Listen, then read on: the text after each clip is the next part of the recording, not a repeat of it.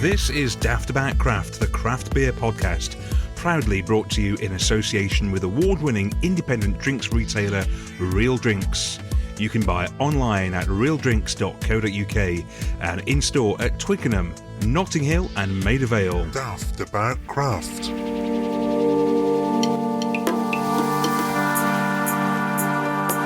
Welcome along to episode number 14 of Daftaboutcraft, the craft beer podcast. And thank you very much indeed for joining us today. With me, Dave D. And me, Dave B. And we're going to be here with all sorts of craft beer news and features, tastings, all the usual things, plus a whole host of extras as well. What have we got coming up, Dave? It is the usual things, but it's a little bit different, as you'll soon find out this month. We've got Brew to Me, but there'll be a twist on that. We've got new friends from Horsforth, but not Horsforth Brewery just yet. Instead, we've found another brewery in the same area, another little hotspot. This time it's Tartarus. And if you like big ABVs, and I do mean big. We mean huge. You'll be very interested in that. There's, of course, Hype or Tripe, and we've got another drink along with our friends from Real Drinks, and that also has a slight twist on it as well, which you will find out in due course. So it's a twisty-turny episode, all sorts of great content coming up, so please do stick around. Thanks for all your interaction over the last few weeks since our last episode. It's been lovely to talk to you on Instagram. Your voice messages and likes and comments have all been much appreciated. Thanks to those people who are drinking along with our segments each and every episode. We hope you've been looking out on our Instagram feed over the last few weeks and that you'll be joining us as well. But without further ado, should we get straight on into it, Dave, with Brew to Me? So, as promised, Brew to Me is slightly different this time around, and it's for two reasons. One, both breweries that are new to us are from the exact same part of the country, i.e. Northumberland. What I've noticed is my usual go-to for doing these, which is some sort of DDH pale. He just plays it very safe. He never strays too far. Oh yeah, it's another DDH pale, it's another pale. What have you got this time?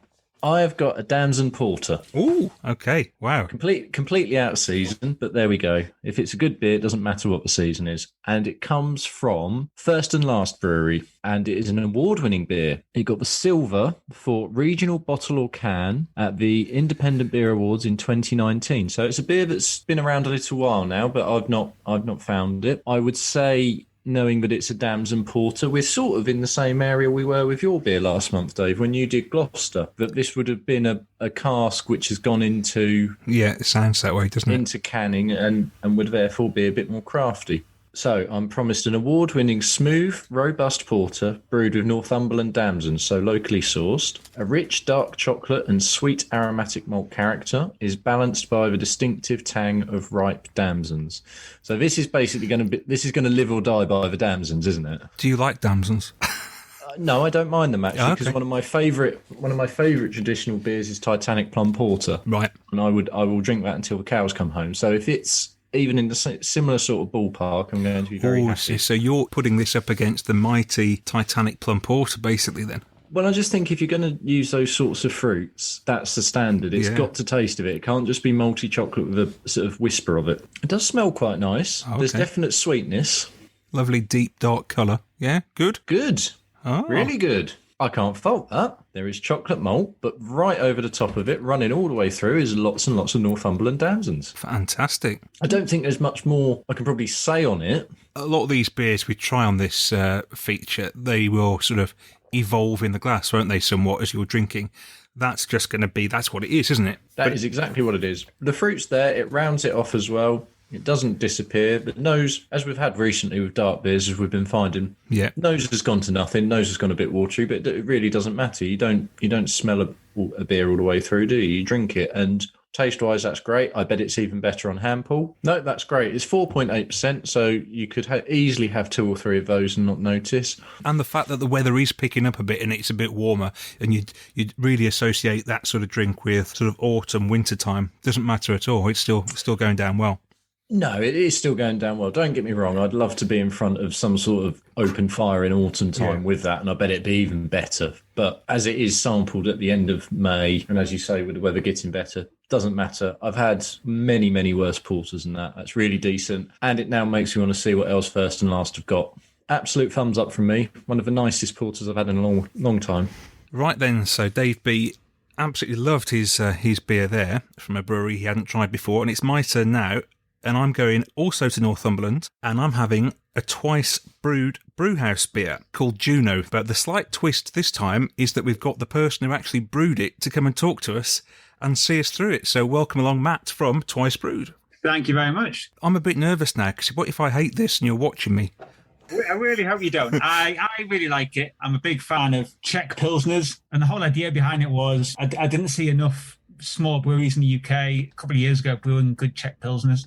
So I thought, do you know what? I'll have a crack at it, and see how it goes. And it turned out pretty well. So we just won the double gold medal for it at the European Beer Challenge. We saw that, yeah. That must have been fantastic to see something that you've made that has won awards like that. Yeah, that was really, really, really good. So we're really pushing on with that product this year. So we're going to try and get it on draft more places as well.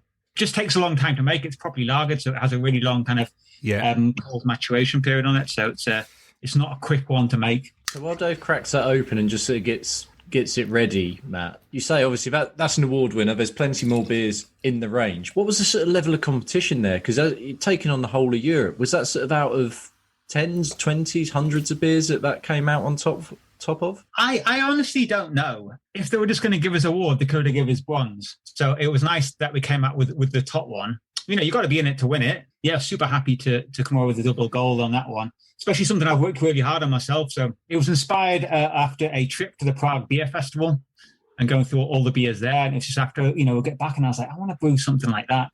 Something as authentic as I can brew on the kit that is available to me. So we've got a fairly basic setup. So it was just kind of overcoming those challenges.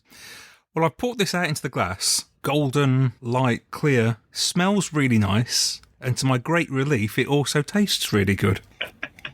It's got some lovely sort of caramelly tones to it. Yeah. So I use Bohemian Pilsner malt.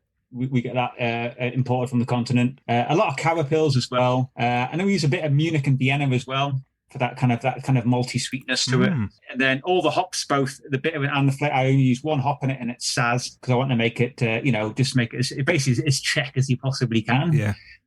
Now, that is really nice. I was a bit worried. I sort of said before we came on here that Pilsners aren't really my go-to beers. Dave B loves a Pilsner. My wife loves a Pilsner. I'm never quite sure. They remind me too much of the lagers I used to drink when I was at college, which I probably drunk far too much of and were sick on and have bad memories of, But this is very nice. And you've had it before, Dave, as well, haven't you? I have. I've tried very hard not to crack the can I've got of it because I want to talk about another beer, which I'll do shortly. But Juno was one of the first ones I had, and I was just like, right, I'm having more of what you guys have got to offer then, because I was really sort of blown away with how good that was as a Pilsner. My wife will be gutted because I was going to give this to her, but she's having none of this. Well, that's a ringing endorsement then. It is actually, So that's brilliant. That's exactly what I was hoping for. That's the sort of flag-bearing beer at the moment, Matt. But what else is in the range? I know there's a few others, but you seem to certainly cater to all tastes. So we kind of split our beers into kind of two. So we've got a bottle range and 500ml bottles, which are more traditional style stuff. Obviously, we're a rural Northumberland brewery, so that's kind of where we started. And then obviously I've pushed it into the 440ml cans and doing a lot more kind of, modern and kind of interesting stuff. The Juno Pilsner, even though it's in a can, I wouldn't say it's a modern beer. It's very much traditional Czech Pilsner. But, I brewed that beer because that's where I wanted to drink. So I put it in cans because that's how I like to drink my beer. That it's really drinkable and it goes down very well, that does. You drink some of these beers and you think, it's all right. It's not knockout. There's nothing stand out about it. But that really stands out from the smell all the way through. Yeah, I mean, I think the best thing to do when coming up with a beer is obviously you've got to brew what sells, but brew something that you would want to drink yourself. Yeah. It's so much easier to sell it if you can enthuse about it. I tweaked it over the brews. First brew was really nervous because we use an open top fermenters. So there was lots of kind of things where people said, oh, well, you can't really do that on the kind of kit you've got. You can't really make lagers in your kit, et cetera, et cetera. And so it was the kind of risk of I'm going to have a crack at this because I don't see why I can't do it. I haven't been brewing that long, so I only went full time as a brewer in 2019. Really? We've just launched 4 new cans. We've done a El Dorado hopped IPA. We did a Galaxy hopped IPA, both super cloudy. And then we've got I've just done a saison because I got really into my saisons a couple of years ago with a Sriracha Ace, which I know is a bit the Marmite of hops, and a bit of orange zest in there. I'm really happy with how it turned out. And it's quite fun brewing beers that are going to kind of maybe spark debate and get people talking, supposed to. Same with the cola Weizen we've brewed. I'm not expecting everyone to like that, but it is something that people will talk about. The first time I brewed it, I took it to a little beer festival, and it's the only time I've given a sample to someone, and they've asked us if I had a bucket that they could tip it out into. But then I've got some people local to us who it's the favorite beer that we brew. So it's kind of like, I was like, oh, right. So I quite like that element to it. So this could be quite divisive. Dave has just opened it. Yeah, I was super intrigued by this because I love Weizens. So to see a beer made with cola syrup as a German wheat is just mad. And it smells like a can of Coke. It's certainly different. Yeah. Oh, that's strange. That's strange because it doesn't look as hazy as a normal wheat. So I didn't expect it to actually have all that wheaty body in the middle, and it does. It's meant to be a lot cloudier. Right. We had some issues with the canning of it, so it ended up sitting in tank longer than we hoped. And it tends to be wheat beer eventually will settle out. So it's got no filtration to it. It just settle out. So it's about 60% wheat, and then it's hops and mosaic and Hallertau Blanc, and then it's conditioned on cola syrup. I like to think of it as a mix between like some kind of a Dunkelweizen and a Belgian Dubel. So it's like we've replaced the Belgian candy syrup with cola syrup. This really is in your ballpark then, Dave. This is the sort of beer you really enjoy. Whether he does, though. Do you want the bucket or not? No, I don't want the bucket. No, you're right, because the way I got into craft was finding a lot of the German and the Belgian beers and sort of experiencing those styles, and I sort of hold them quite high. So when there's been this sort of resurgence of craft places doing pilsners and wheats or saisons and things like that, it's really exciting, but I'm also a bit... If you don't do it right, I'll just go have the traditional one because they're a very high standard to attain. This is weird, but in a really good way. It's messing with my head because of how it sort of looks and the taste I'm getting through. But I'm not enjoying it. The mosaic I can really taste as well. Actually, is it this one of those cases where your brain is telling you that it should look and taste like this, but it tastes and looks differently? Yeah, maybe a little bit. Now Matt said about a dunkel, I'm like, oh, maybe it's a dunkel, but it's not. But it's not. It's all over the shop for me style-wise, but I really like that. Why not sort of try and do different things? I think it's well worth trying. I think you're right. I don't think it'll quite be to everyone's taste, but so what? You got to try these things. If people are listening and thinking, oh, it smelt like a can of Coke, and if they're thinking, oh, it's going to be really sweet and it's not, is it? It's not at all. I love the fact that you're willing to experiment with these things as well and not just play safe. It got to early on this year and I was like, do you know what? I'm going to brew that and put that in a can and just see what you all think of it. What's coming up for yourselves then? What's in the pipeline for the next few months? So we're launching a new peach kolsch in Cannes. It's our collaboration with No Club Running Club, which is a running clothing brand because I'm a keen runner. So we've kind of done this new beer. We've just we've just put the can design out today, and it comes with like a matching T-shirt as well. And it's called Jelly Legs, inspired by ultra running because I'm an ultra runner. Okay. And just a bit where your legs don't work anymore and they turn to jelly. Plus, it's going to be a very fruity peach kolsch, which is 5.3. So after a couple, it probably could give you jelly legs as well. I've tasted it from the tank, and it doesn't taste strong, so I think that's what can make it a bit deadly. So we've got that launching at the end of May. Then I'm sponsoring a couple of runs locally as well with Beer is Race prizes, and I'm just working on a new pale ale that we're going to be canning up and probably putting on draft as well, which is we're just doing a double dry hop mosaic pale. Well, I've already planned my specials out for the winter. I've got a black lager, which I've done on cask and keg, and I want to can that up. And I'm hopefully going to do a cherry dewbell for the winter. That's the other one I want to do. But because of how seasonal we are, and in our area, we've got a lot of tourists, once probably within the next month, that's when I pretty much stop brewing new beers for cans and bottles and just have to focus on making sure all the pubs have got enough beer on draft. There is probably one other special I want to put out. I haven't seen many other people do it, and I'm not sure if I should say what it is, but yeah. Go on. Yeah. I know we had the trend for brute IPAs a couple of years ago. Yeah. And it lasted about 3 months. And it should have lasted longer. I want to do a brute. I've bought all the ingredients now, so it's happening. I was gonna play around a bit with a brute style, and I've got a couple ideas, and I want to make it as champagne-y as we can. So really go for that dryness. And it'd probably use some Kvike yeast, because that gets that kind of tang, and then pair it up with some really kind of grapey hops. Basically, I want to make it like a sparkling Sauvignon Blanc, but as a beer. So that's the kind of aim. But yeah, we're very keen to kind of explore, put out, try new beers and explore new styles. But we'll never neglect our kind of our core traditional range, because that's what we're known for in the area the most. So you're really sort of keen to keep your core audience, but also expand a bit to new people as well with the cans. And we've got a good following in the local area for our traditional stuff, and then it's just kind of going. You can do more than one thing as a brewery. I had someone made a comment the other day on the internet saying, Twice Brewed haven't found their niche yet after drinking one of our lagers. And I'm thinking, I just want a double gold medal for the lager. I know some breweries like to go, we're going to do hazy pales, or we just do dark beers, we just do strong beers. But there's no reason you can't do a bit of everything. And it doesn't mean that, they're not going to be as good. Yeah, I like to learn a lot of stuff. So I like doing new things because I enjoy the learning process. I think this is a real trend we get with brewers.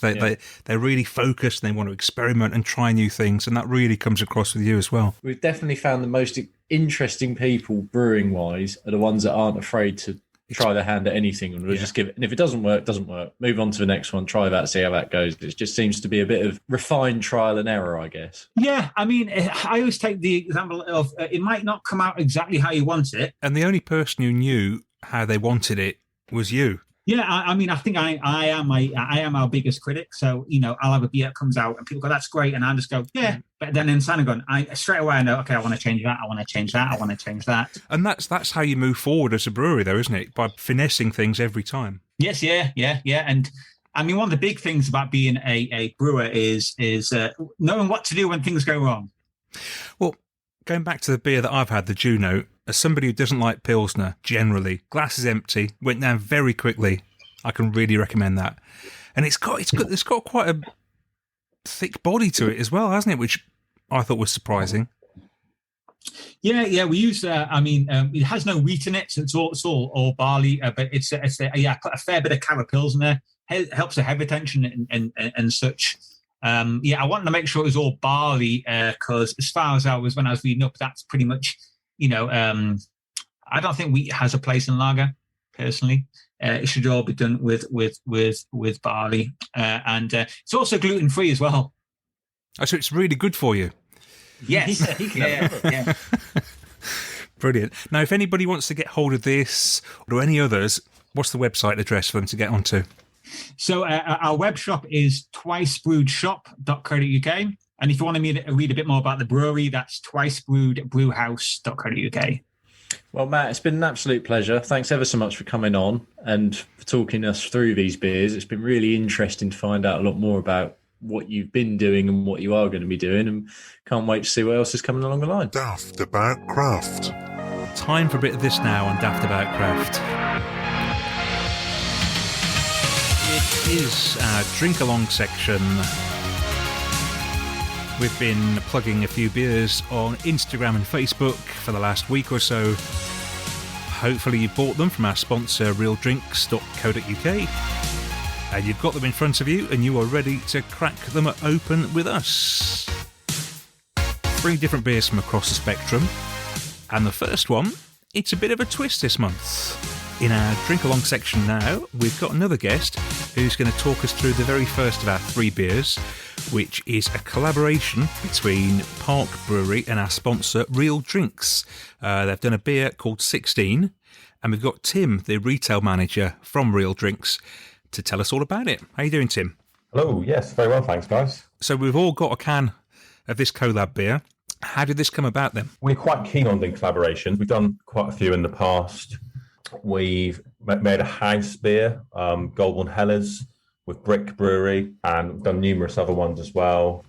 And so, yeah, our 16th anniversary was coming around, and we just thought it would be a good idea to brew a beer for it. You know, what better way to kind of celebrate than through beer itself? And a month or so ago, we could do events. So, yes, it's a good way to actually celebrate in kind of COVID times, or nearly post-COVID times, I guess you could call it now. It's a session strength beer, so it's a New England style table beer, you could say, 3.5%, brewed with our friends Park Brewery in Kingston. So they're just down the road, our shop in Twickenham.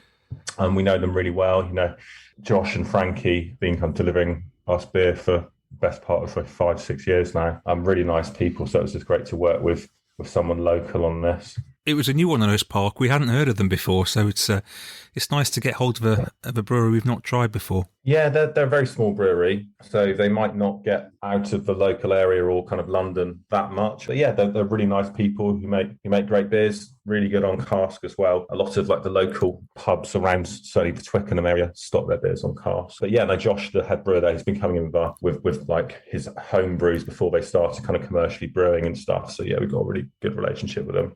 But yeah, the beer's great. I think it's nice and clean, sessionable. It's not kind of like massively pillowy kind of New England fruit bomb. It's maybe slightly lighter and drier in character, but I personally think that fits the brief quite well. You know, 3.5%, something you can drink quantities of responsibly, of course. Yeah, maybe not 16 of them. Maybe not 16, no. I think the fact it says crushable goodness on the back of the can, that's what I'm getting. The nose is there. It's a slightly fruity nose, but as you say, it's not full throttle New England, but it is fruity. But then it just gives way to a really nice sessionable beer, crushable, and you could have plenty of these. It's got a hop that I really enjoy, Mandarina Bavaria, in it. So it's you've got that slightly kind of Satsuma kind of vibe. That lovely oranginess. I mean, obviously the clue's in the name with that hop, but it lends itself really nicely to kind of slightly lighter styles like this and lagers. And I think they use Eldorado as well, which is kind of the other end of the scale. And the Mandarina Bavaria is not one you see that often either, is it, actually, in these beers? No, certainly not in kind of the New England style. On the front of the can, it's got 16 to obviously represent Real Drinks turning 16, and we've got 6 members of staff. I'm guessing on the portraits you're not one of them, but who are the 6 members? Or perhaps you are, but I don't think you are. I'm not one of them, you're quite right. No, Jack, who kind of runs our social media, I know you know him as well. He's got an artist friend up in Sheffield who's very talented. And so it's a series of line drawings of the 6 management staff of our shops. So it's the managers and assistant managers of our 3 shops all there. So a beer retail business that's been going for 16 years has seen a hell of a lot of change during that time. Yeah, not half. I mean, I've been there since 2014 now. So obviously I haven't seen all of the change, but even in that time, it's been a whirlwind, really. I mean, when I joined, we had maybe 2 or 3 shelves of cans, probably 2 tops. And so now it's like virtually the whole beer range is canned, bar probably the reverse, you know, like 2 or 3 shelves of bottled beer, certainly in Twickenham and Maida Vale. Yeah, it's been a roller coaster. We sell a lot more wine. Obviously, we had the rebrand, so we kind of encompass all things drinks at the moment, and that's what we've been doing for some time. So we've just enshrined it in our actual name and our branding, and we're all really happy with how it looks, and it's been received really well. I think certainly everything I've heard has been positive so far. Yeah, it's just a kind of natural evolution. I think it's a good idea because you're telling people what you do. It's not just you're not real beer, you're not real wine, you are real drinks. As you say, you do cover off every base. And as we just mentioned earlier, the world getting back to normal, what does that mean for you guys? Because obviously you've got the 3 tap rooms in London. Are you sort of chomping at the bit to get them reopened and get everyone back in?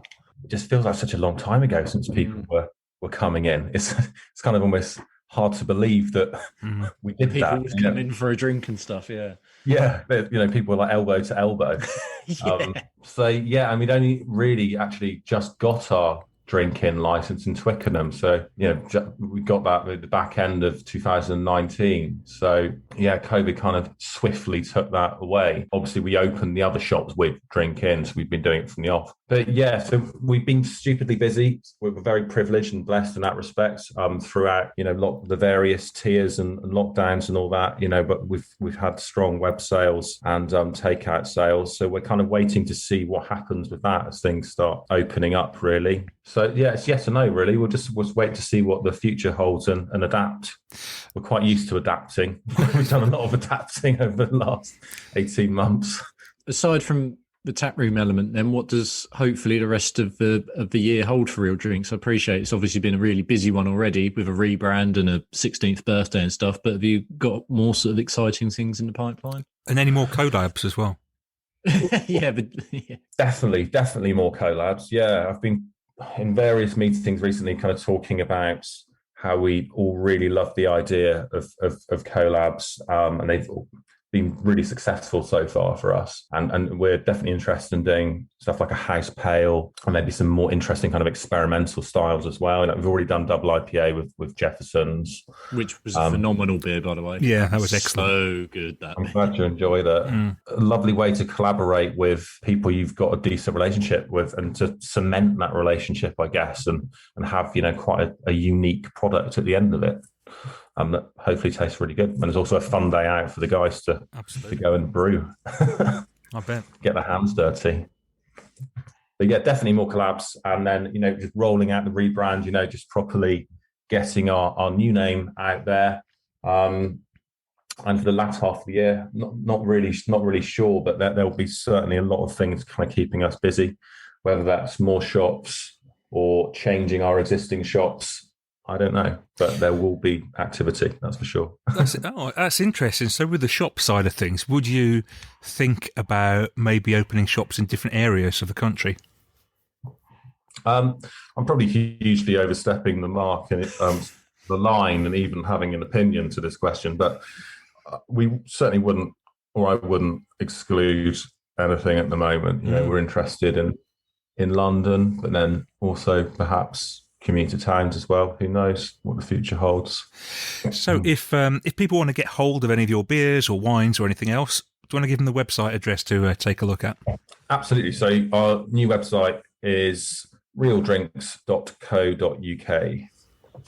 Brilliant. Tim, thank you very much indeed for chatting us through this beer and for being on the podcast. Cheers. Absolute pleasure. Thanks, guys. So we just had a special guest there for the first of the 3 beers with Tim from Real Drinks joining us to tell us all about Real Drinks and also, more importantly, 16, which was a really enjoyable session IPA. And we're going to go slightly through the gears now for the second beer, which comes from Daya. But it is a slightly different Daya beer. If you associate Daya with sort of the really hazy pales as their sort of go-to, this is a little bit removed from the normal. This is Cast No Shadows, and they describe it as a hybrid between a lager and an ale, fermented with a classic steam beer yeast and dry hopped with X0033, which is a new experimental hop. So there's a lot to unpack here. Quite excited to see what it's like. 5% this one, so we're up from 3.5. So we're going up a bit, but not getting out of control. I'm intrigued. Lagers, we've had a couple of lagers on this section recently. They seem to be picking up pace, don't they? Which I think you suggested some time ago here on the podcast, Dave. You said that'd be the next big thing. Yes, this is not a lager. Having just had a swig, it's most definitely not. That hybrid between the lager and the ale is striking, as I think you'll find out in a second. It's very fruity, isn't it? It's really full on the back end. Really full. When I saw steam, I immediately went to it. If you've ever had the Anchor Steam beer, which was one of the first real crafty type beers that I got, and that blew my head in terms of what you could do with a beer. And it's a beer I've always gone back to. So when I see steam and steam lager, I always think of something like that. Right. This isn't that. It's very different. It's very interesting. What do you sort of think? As somebody who's not a huge lager fan, I'm very happy with it. Because it doesn't taste anything like lager, does it? It really doesn't. This experimental hop, I wonder what it's going to end up being called, XO033. It says it's super clean. Yeah. Yep. Floral, very much so. Yeah. I think it's exceptionally floral and fruity. I think you're getting more fruity than I am. I am getting a lot of fruit. There's something quite strange on the nose. That must be the floral element to it. With a clean malt base and cool fermentation. I think this is a great beer for this section because I think it's probably going to be open to quite a lot of interpretation. No, I'm liking it. This is good. I'm very happy with this. In fact, I could have been put off by the fact that it mentions lager on the can, but I shouldn't have been because it's great. I'm in two minds. It's the floral nature of it, which I don't hate, but I don't necessarily associate with a lager. That's all that's perhaps slowing me down. But I know I'll drink it, and I'll drink it quite happily. But this is one where would really be interested to see what people who are drinking along with us make of this one. This is, I don't know, I don't want to say divisive, but it's going to be quite interesting to get the feedback. So you wanted to get more lager out of this, I think, didn't you? Yeah, maybe. It's a really interesting take, blending together a lager and an ale. And I don't mind it at all. I applaud the experimentational side of it. I'm not going to go full either side of the fence on this one. I genuinely want to see what people make of it. So as ever, and you are very good at doing this if you take part in the drink along, do tag us into any Instagram photos and comments and let us know what you think, and we'll share them onto our Instagram story, because this is all about you drinking with us, so we want to hear what you think. I can exclusively reveal to you that Dave B is looking very worried at this point, because he's just cracked open our third beer. Well, he's been making me drink lots of things I'm not too keen on recently. But actually, I ended up quite liking them. So hopefully, despite his reservations, he's going to like this. This is a barrel-aged dark cherry sour from Siren, weighing in at 8.6%. Now, you opened the bottle, Dave, and you did what I can only describe as a grimace. Grimace was probably unfair, actually. You know what it smells like? It actually smells like a really decent red wine that I'd perhaps pick if I was out eating one night. Okay. It's well, just pretend. ever so... If that will help you get through this, pretend it's a red wine. It certainly smells like a red wine. So when was the last time you had a barrel-aged sour? Or have you never had one? So this is really new ground. I mean, if I had 100 beers in the fridge, this would be the one left after the other 99 are gone. I can guarantee it. And that's no reflection on Siren. It could be anyone doing it. It's just completely not to my taste. Or so I think. Perhaps this will prove me wrong. So for people who listen to us regularly, you'll know that Dave is not a fan of sours. And he sort of scoffs at the idea of sours, whereas I really enjoy them. So scoffs isn't fair. It's just not for me. I just don't like them. I can appreciate if you like it. That's completely your bag, but they're just not for me. This smells like a barley wine. Now I've got it out of the bottle. What do you think? We're here again because you don't like barley wines either, do you? No, I don't massively like barley wine either. So okay, it's setting itself up well. Right. Okay. Approach it like a barley wine then, because you don't like barley wines. Now give it a little sip, and I think you'll be pleasantly surprised.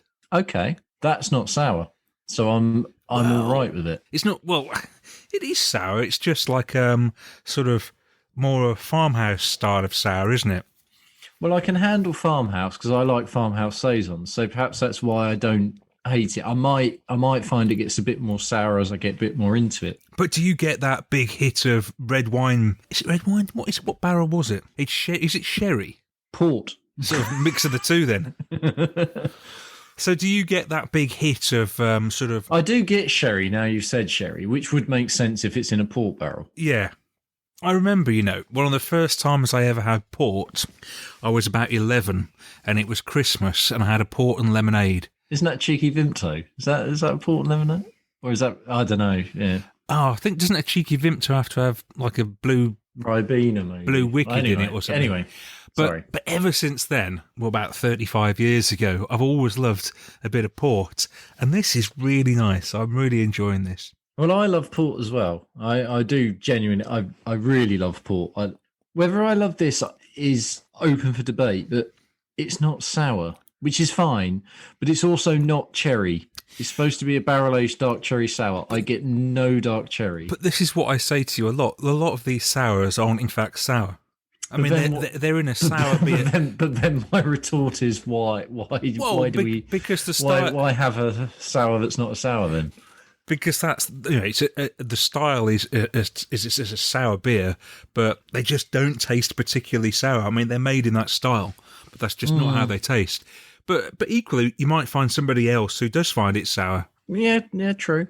I think it feeds into how I approach beers, which probably has come across as the longer we've done this, where if you're going to advertise what your beer is going to taste of, it needs to taste of that. Yeah, I'll give you the cherry bit because I'm not getting a lot of cherry there. That barrel aging is unmistakable on the nose. Yeah, the barrel aging's there, and I will say the more I smell the nose, the more it's that autumn, winter. You might have had a nice roast dinner.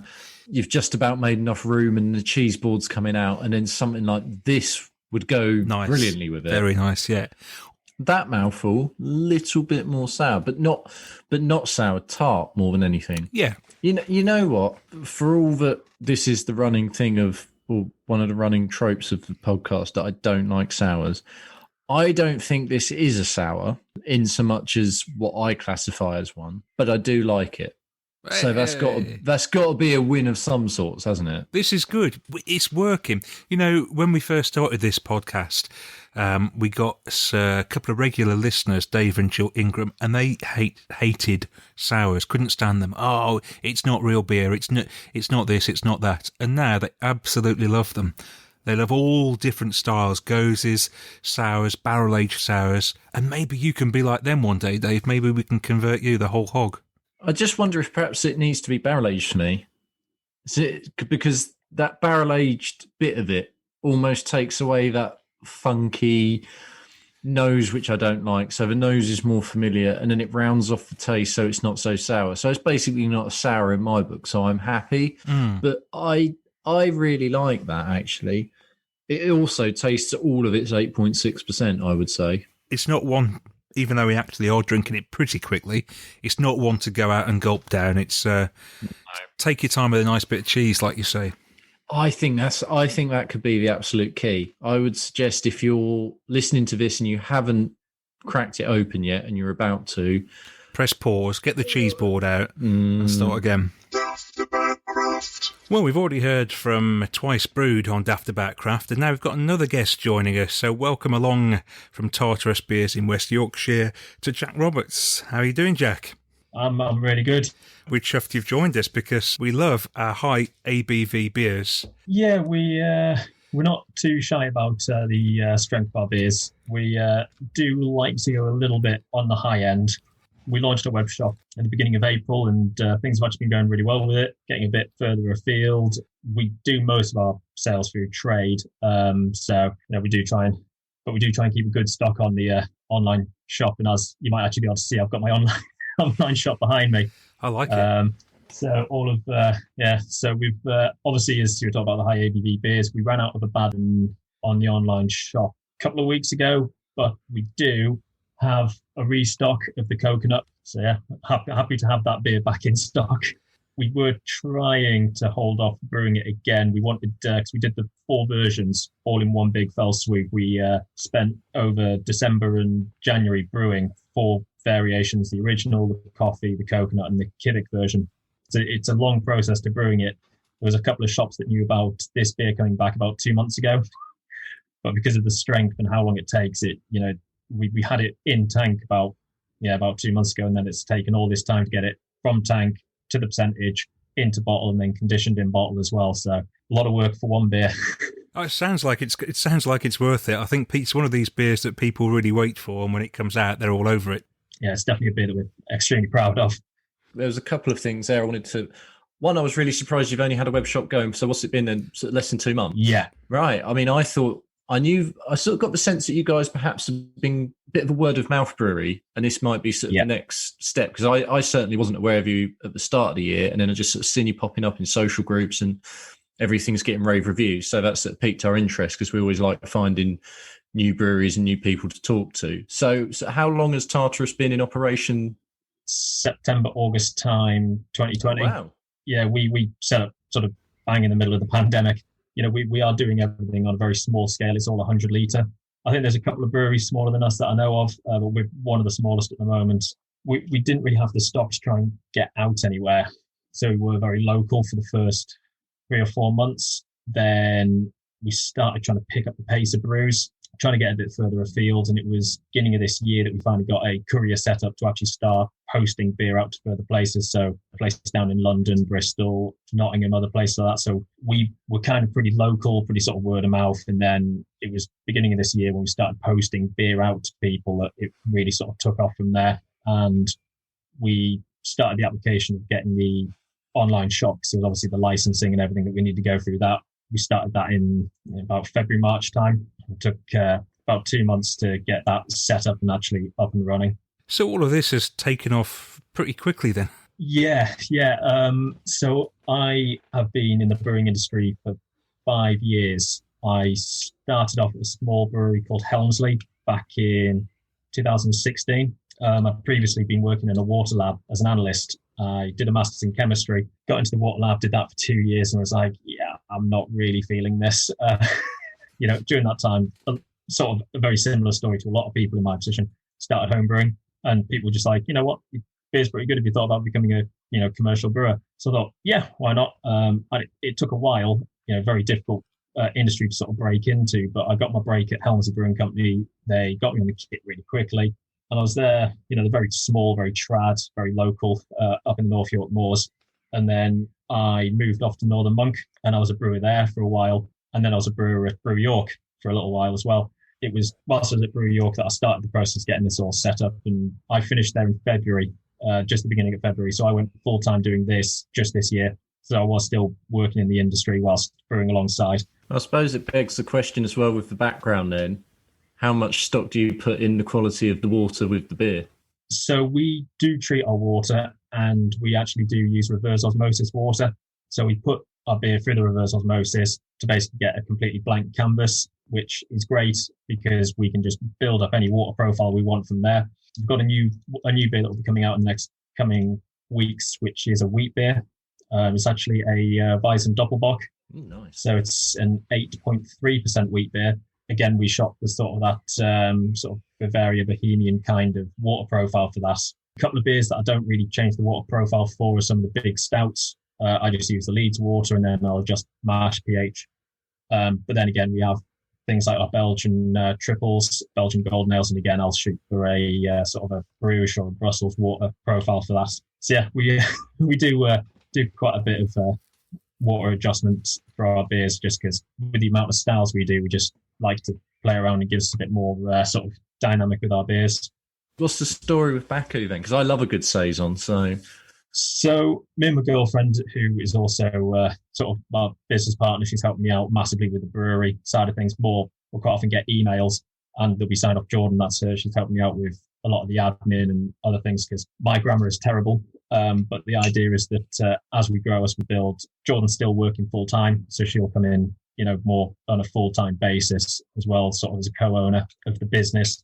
Yeah, it sort of sprung from our love of Belgium because we met in university. There was a space of 2 years we went 4 times. It was like every 6 months we're in Belgium. So we absolutely love Belgium, and we went there quite a lot. And when we sort of buy beer, we do buy a lot of the sort of the, hype beer and sort of New Englands and stuff like that, but we do still buy quite a lot of Belgian beer. So this was just me sort of going back to kind of what got me into beer as well, because I went to university in Hull, and there were a lot of bars in Hull that had Belgian beer. Yeah, similar to myself, actually. I'm very similar. University, and I started finding things like wheat beers and sort of Chimay and Chouf would be sort of in these fridges in a couple of bars, and I'd be very intrigued as to, one, the strength, and then two, this sort of very different taste, and that really got me in. So the best compliment I can give this is it tastes authentic.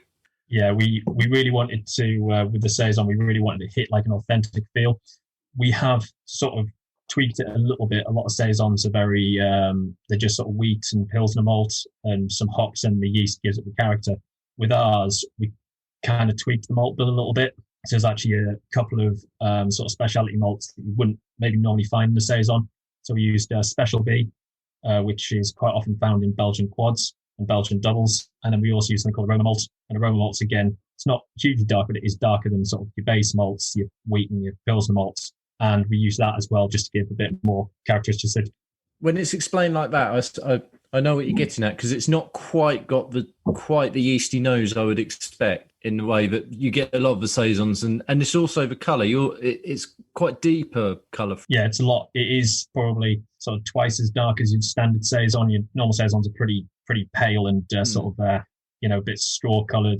Use 2 traditional hops in Baku from Germany, but we also use a small amount of the Zaka hops.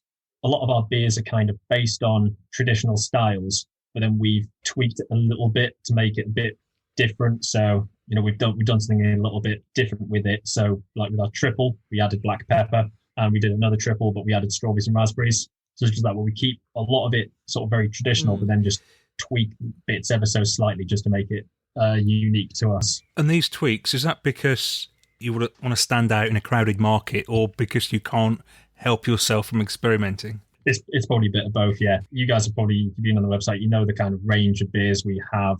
I come up with a lot of recipes, but I'll quite often bounce my ideas off Jordan as well. We sat on the couch and it's like, I've had an idea, and you'll just sort of be like, right, it's well. You either get a yeah or really. I'm sensing she has to keep you in check a little bit here, so you don't go too crazy. Yeah, there was one beer I'm still determined I'm going to do, but I haven't yet got the complete okay for it. But I'm determined it will happen at some point. It is possibly one of the crazier ideas I've had, but we do have some more. I say sessionable. The weakest beer we've done is 5.1 at the moment, but we have a 5% beer coming out, and that will be the weakest beer we've ever done. But yeah, we've got Rumpelstiltskin, which is a Belgian golden ale, 6%, but it's kind of crossbred with a sort of pale ale, like an IPA kind of thing. So it's hopped with Citra and Eclipse hops. So it's kind of got that Belgian yeasty, spicy character, but then it's paired up with all those sort of fruity notes from the American hops. So it's kind of a blend of styles, and then other beers we just kind of go really off the wall with it. Krampus was one that was a bit, it was the Christmas beer, so we did a Christmas cake imperial porter, 12.2%, flavour of oranges, nutmeg, cloves, ginger. It had raisins in it. It had brandy oak chips in it. It was pretty much everything you'll find in a Christmas pudding, just in a beer. Yeah, I think I'm going to have a lot of fun with some of your beers next Christmas, because a lot of these, obviously the big ones, they're sort of sit round the fire type of beers, aren't they, and really savour them. So I'm looking forward to some of those. Now, I had intended to have your salted chocolate double porter, but I've pulled the wrong one off the shelf and opened it, and I got a bit of a shock because I thought, well, this doesn't look the right colour. That looks like no porter. Which one have you got? I have opened the strawberry and raspberry triple, Aphrodite, 8.5%. Okay. I mean, that strawberry and the raspberries there, it's incredibly smooth with a huge amount of body as well.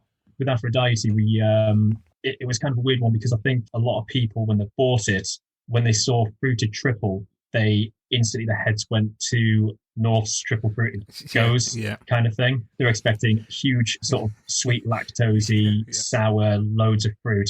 Whereas Aphrodite is actually a very stripped back Belgian triple. It's a very light malt base, where we sort of really try and promote that yeasty character. There's a couple of American hops to try and boost the fruitiness, and then it really is just absolutely loaded with raspberries and strawberries. I love those triple fruited goes from North. I see they've got some new ones coming out, which I'm all over. And this obviously is nowhere near that style, so people shouldn't get confused. But it is very nice, and that fruit really shines through. I'm getting a bit more strawberry than the raspberry. And maybe it goes to show that if you are sort of scared of a certain style of beer, you shouldn't necessarily avoid it, because somebody might do it really well, and you obviously have here. And if people obviously want to go get their hands on some Tartarus beers and get in touch with you and whatnot, how do they do so? We have our website. Instagram's always good. If you want to know anything new that's coming out, it's going to be on Instagram before it's anywhere else. For merch and stuff, online shop, that's where it all is. So I think this time next year, if we have a conversation, I think you've got good things in your offing. I think Dave will agree. Yeah, I was just going to say I'm predicting big things here. This looks really good. Look, thank you ever so much for joining us today. We've enjoyed the beer, we've enjoyed the chat, and I'm very tempted to go and crack open another one now. And now it's time for Hype or Tripe. That's one of our really popular features, is people really like this one. It's Hype or Tripe. We canvassed a bit of an opinion on Facebook as to which beer we should feature this time in Hype or Tripe. It's where we get hold of a really popular beer that's featured here, there and everywhere. We drink it and see if it lives up to the hype. Gareth Williams from the New Beer Friday Facebook group recommended we should have a go at Brew York's latest big release, Dave. Yes, it's not one beer, it's actually 5, but we're not going to drink all 5 because, well, we could, but it'd be a very messy podcast by the end of it. It would get very messy, especially if we did all 5 each. But they've done a freaky franchise series, which is 5 big stouts. They're all collaborations. I can't confess to knowing all 5 off the top of my head. I know 3. I know my one, which is the first one, A New Beginning, which is with Amundsen. And I know your one, which is the end beer in the series, which was with the highly touted Emperor's Brewing. One is with Fierce. One is with Napa Beer. I did know 4. What's the one I'm missing? It's just down there on the floor in the box. I could have a look, but You're not going to? I'm not here. No, why bother? I'll tell you what is really lovely, though, is that this is sort of all weaved together really well. We've just had Jack on the podcast from Tartarus, and he used to work for Brew York. So to now have Brew York as the Hype or Tripe, that's seamless. That's worked together, fitted together really well. Plus all our Northumberland talk earlier as well in the episode. It's gone very well, hasn't it? Absolutely. It's almost like we know what we're half doing. Yeah, a lot of luck involved, but it's worked out well. You've got the number 1 in this series. I've got number 5, so you're going to have to go first. What we should say is that each of these beers gets slightly stronger as they go through the series.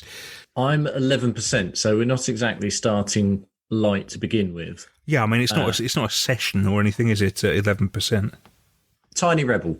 There we go.